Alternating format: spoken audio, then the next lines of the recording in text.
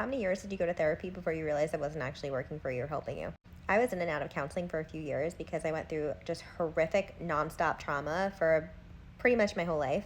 I was desperate to do anything to feel better, and there were so many times that I left therapy and I felt worse. And I was like, I'm trying to help myself. Why am I leaving feeling more activated and more triggered than when I came in? I thought this was supposed to help me. By the way, I'm Jackie Corley with Break the Cycle Hypnosis. And one of the things I help with is helping you get more results in a few weeks than you have in years of therapy or decades.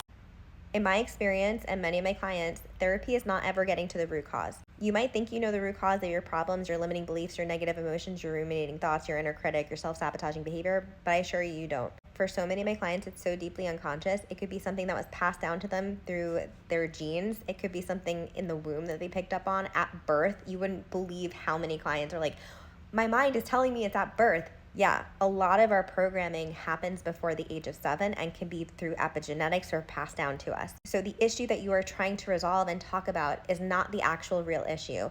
And it's almost like clicking out of a pop-up that's on your computer rather than updating the issue from the operating system and cleaning it out from there. When you update it, when you clean out the program, the issue no longer exists. The pop-up doesn't keep popping up. We are trying to manage our triggers, but the reality is you just want to stop feeling triggered. You don't want to have to spend your entire life clicking out of these pop-ups. You just want it to not be there. The work that I do helps with that. We clean up the root cause, we reprogram it so that your mind can start to experience these old problems completely differently.